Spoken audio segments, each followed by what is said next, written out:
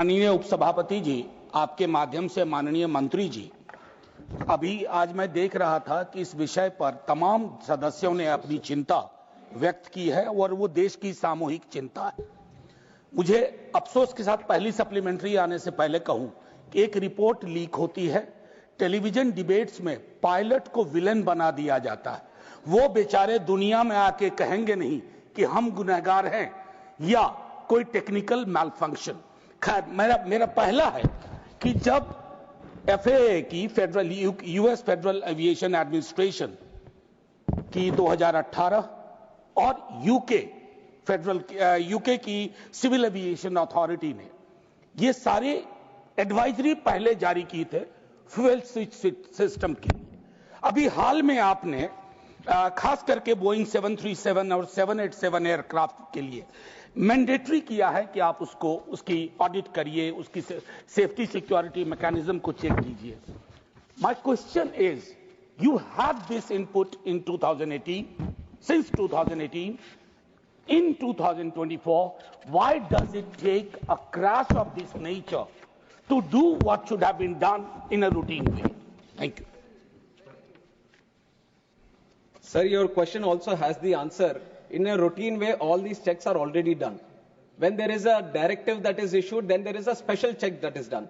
But in terms of all the equipment that is there, according to the protocol that is listed, all the checks are thoroughly done. It is not that only when they say that this has to be checked, there is a special check that is done. All the fuel switches, all the cockpit, all the tires, everything get checked very robustly, very regularly. That is why we have a very tough process. But taking an advance like you said, we wanted to be more thorough. All checking has been duly happening from that time. And what you have mentioned, what the FAA has done also, there are two types of directives. That is, one is the AD, which is the Airworthiness Directive, which is a mandatory that all the other state regulators, they all follow. But what you have mentioned right now is a special airworthiness information bulletin, which is not a mandatory thing. Like you said, if necessary, then the state regulator can do it. But at that point of time, the regulator also took a call that this is not a mandatory thing, and we, on our process of ensuring safety, we have a very good, robust process. So there is not a special check that is required because it was not a mandatory thing that was advised. But after the report has come, we have taken that also into cognizance to ensure that there is further, because like you said, these reports that have come. But I can show you 150 reports where every possible angle that the report can be, everything is already listed. कोई भी अगर report आ जाता तो आप बोल सकते थे कि ये तो पहले ही आ चुका है. So they have written every possible angle, right from the Western media to everyone. So that you can't just point out to one, say that this has been leaked. Because all the reports, I have 10 different angles which are written, which are now not coming out, not being discussed, because they are not touching this topic. But had it touched another topic, another report would have come ki isne already ye likha hai. So this has been right because of the interest that has been there. This has been going on right from day one itself, multiple theories, multiple angles, multiple stories. That is why I have once again, it's an appeal made by the AIB through myself also, I'll make it again to the House, and through you to the larger section of the country also, is to maintain patience until the final report comes out. And we want the truth to be coming out, and we have to give that much space for our AIB also to work. And that is what I request. Second supplementary, मान्य झा जी. शुक्रिया उप सभापति जी. जब मैंने कहा था कि ये रिपोर्ट्स आपके पास थी, एडवाइजरी थी, तो इन्होंने कहा कि आपके प्रश्न में ही आपका जवाब है. वो मैं एक विडंबना का जिक्र कर रहा था. It was a statement based on irony, an unfortunate irony, not a plain statement. Having said that, थोड़ा background में sir. Having said that, I'm also aware, like all of you, my friends here, that the duopoly, this Airbus, Boeing, we are aware at the global scale. Let's not get into that. What is important? The in-house mechanism, nearly 50% of sanctioned posts in DGCA are vacant. Doesn't it affect DGCA's capacity? Particularly, I repeat, particularly when during the search, during the investigation, many newspapers reported this, that why such anomalies, ऐसी विसंगतियां तब क्यों बाहर आती हैं जब एक बड़ा हादसा गुजरता है, हादसा हो बैठता है, और फिर उसके बाद हम जागने की कोशिश करते हैं. Vacancies and sanctions. Sir, like I've said, the vacancies have been created because it was a request from the ministry. Now with the growth that we have seen in civil aviation, we wanted more people within the DGCA. And these posts have been posts have been created in the last 2 years only. And the process, right, it's not that when you say that why are they vacant, it is not that we have stopped from recruiting.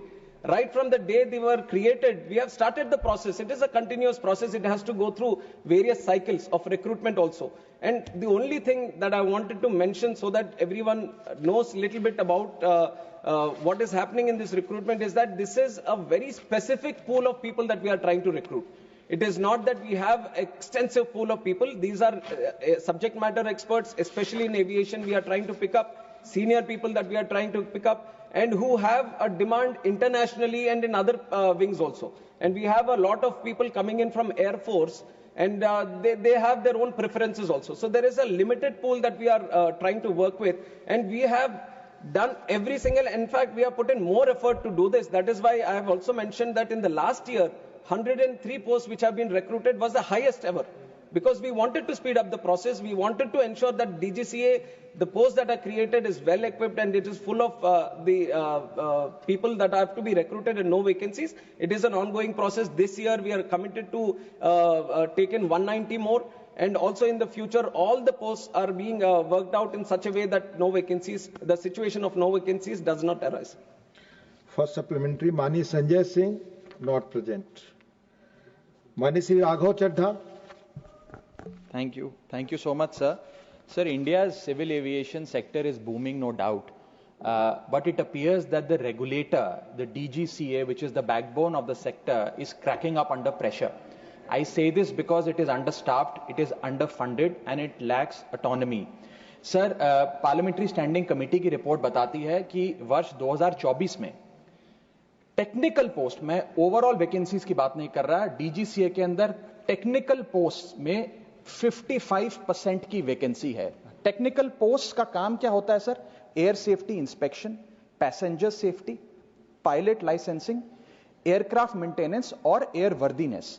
Sir ये shortage नहीं, ये crisis है. और मुझे लगता है sir there is no, thank you sir. Sir सवाल पे आ रहा हूं, that there is no margin of error in the skies. तो मेरा माननीय मंत्री जी से सर आपके माध्यम से सवाल है कि हम एक डीजीसीए को सेबी जो एक फाइनेंशियल मार्केट का इंडिपेंडेंट रेगुलेटर है और ट्राई जो टेलीकॉम सेक्टर का एक इंडिपेंडेंट रेगुलेटर है, ऐसा ही एक ऑटोनॉमस स्टैट्यूटरी बॉडी में क्यों नहीं तब्दील करते? और दूसरा टेक्निकल पोस्ट की वैकेंसी कब तक भरी जाएगी? Please, thank you.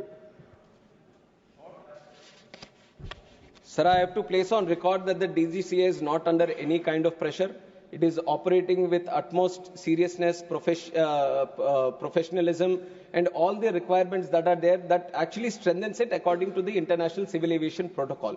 At this moment that you're seeing, I've already explained it in a couple of questions also, the situation is that the posts were just recently created. And like you said, when it comes to the technical posts, you need that right technical capabilities people only to be sitting in those posts. And when you look at that kind of experience, that kind of situation, then obviously the pool which is limited makes it much more difficult to engage these people. And these are people who are having to regulate the safety, which is of the prime most importance. The whole fundamental pillar for the growth of our civil aviation sector has been the safety and security of the people and the operations. So keeping that intact, the process itself has so much technical this thing that it gets little difficult, but we have been trying with the UPSC and other people also to engage the right people so that the timelines which takes for it to engage these people gets reduced. And Honorable Member has also talked about the budget.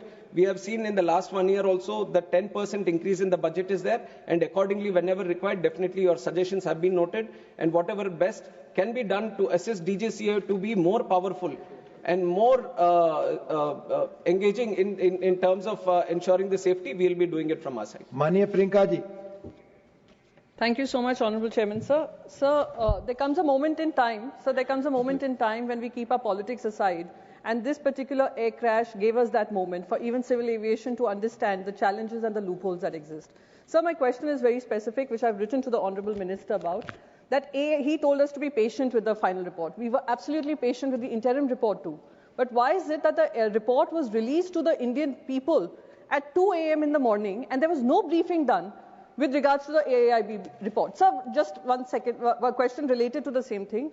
Pilots have raised their concern that there is no aviation expert who is sitting on that AAIB panel. Why is that so? If Honorable Minister could address that, I'd be grateful. Thank you. Thank you so much. Sir, I'll address the second part first, where it says that no aviation experts have been there. It is not true. There are two subject matter experts in terms of pilots who have been engaged within the investigation team.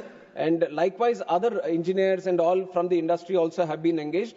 And the International Civil Aviation Organization observer also from the UN, where a lot of articles were there that he was rejected and all. So baseless articles have come up at the time, but everyone who was supposed to be in the investigation team, they have all been there. In fact, pilots have also been there. So that addresses the second part. And also regarding the report releasing, it was entirely up to the AIB. It was up to the AIB to finish the report and to release the report. And it's not that when they finished, then they uploaded it. It is according to their this thing. I don't think there was very specific reason of why it has been released in the night or in the morning. It was the report which was supposed to be released, and it was released at that time.